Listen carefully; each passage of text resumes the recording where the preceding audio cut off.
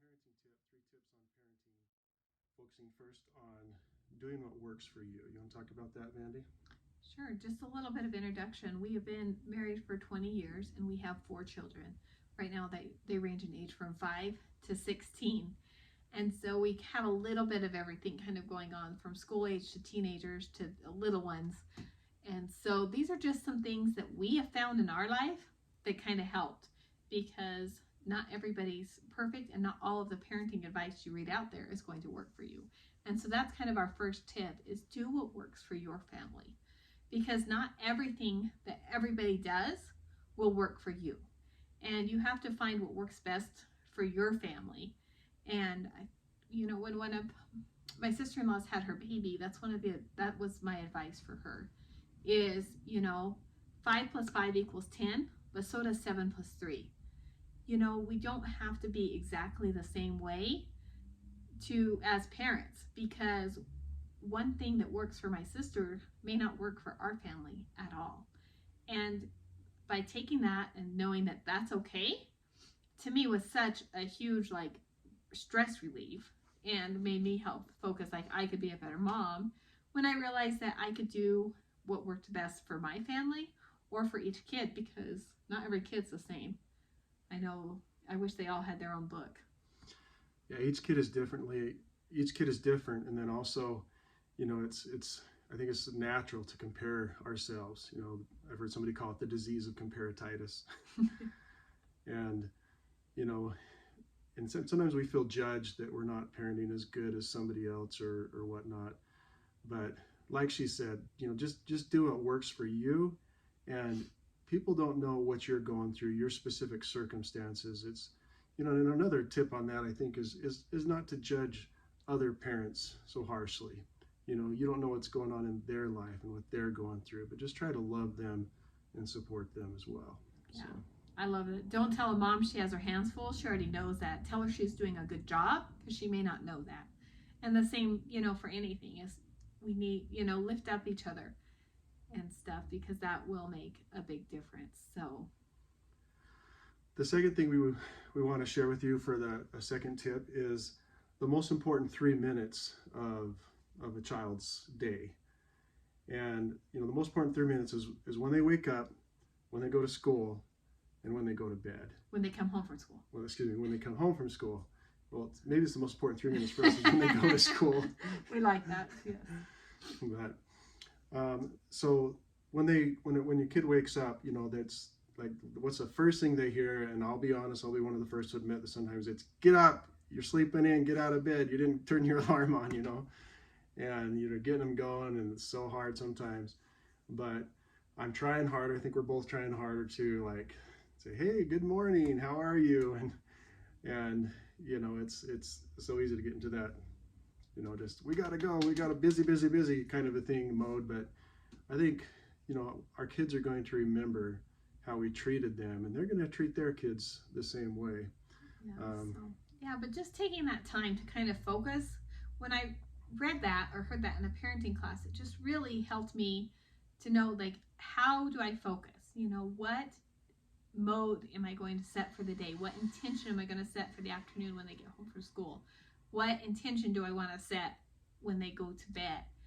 And it's hard, because sometimes it is, why are you still awake? You were supposed to send to bed a long time ago. What have you been doing? But having that, one of my biggest mottos in life is, when you know better, you do better. And as we learn and do better, I think we can found that, as we've learned, we know better, so then we can do better and become better people and become more intentional, because our goal is to do better than our parents so that our kids can do better than we did. And that constant improvement, so that we can stop, some of those generational cycles, and that we can have, give our tools the best they can. And it's not, but we don't know until we learn. So that's why we're here today, is to learn and to share. Yeah, and when your kid comes home from school, it's so important to know that, they have a safe place, because you have no idea what's gone on in their day that day. And a lot of times they're not going to talk about it. As how was your day? Good. That seems to be so typical. And most of the time we don't get more out of them unless, you know, they're getting comfortable. A lot of times they need to eat something. They're hungry, they're starving, they're tired. Somebody said something mean to them, you know, they just might have had a rough day, or they might not have had a rough day. But, you know, I think just, you know, when our kids come home, you know, I try really hard to say, hey, how's it going? How was your day? You know, and one thing I started doing that really has, I think, been effective, instead of saying how was your day, did you have a good day, is more, what do you know, tell me one nice thing you did today. So instead of focusing on did the world work for you today, it's like, what did you do for the world, and did you do something nice for somebody? I've also asked, what made you laugh today? What was something, did you catch anybody else doing something kind?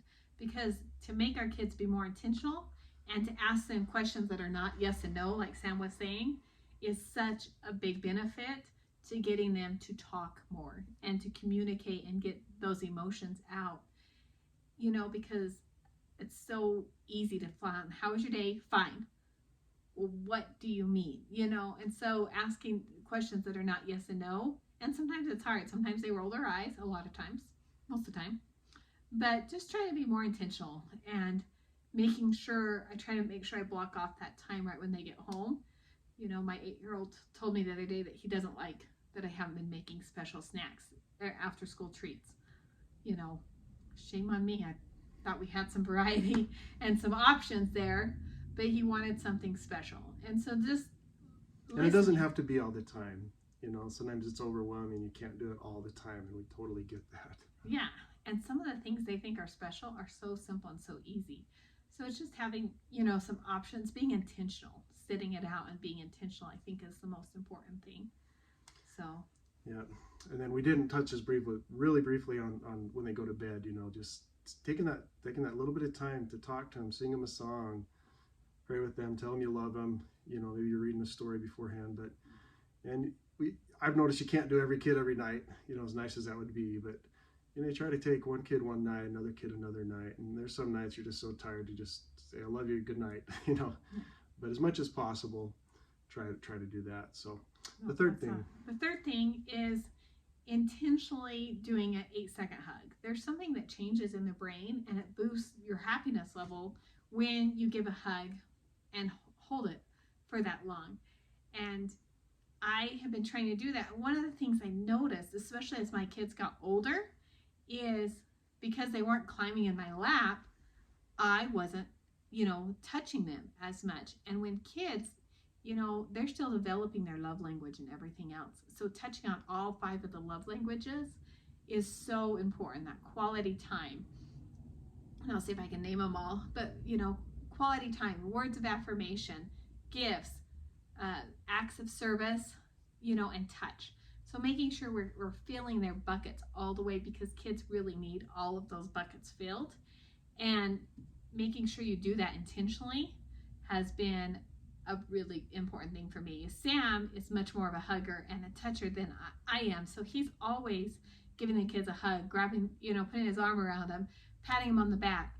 And they respond to it a lot of times. And so if you're not, or if that's something you struggle with, just kind of making it intentional. And it may not be every kid every single day. I mean, we have 4 kids and it doesn't always happen. But just trying to be a little bit more intentional on that, I think really helps.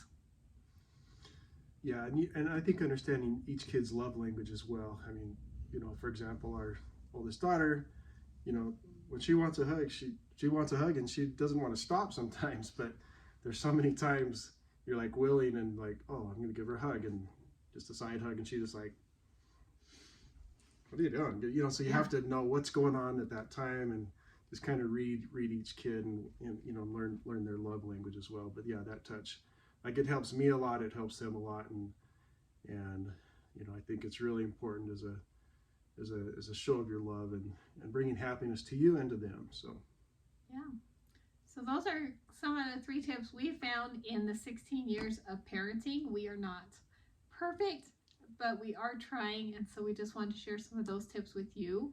We are Sam and Ben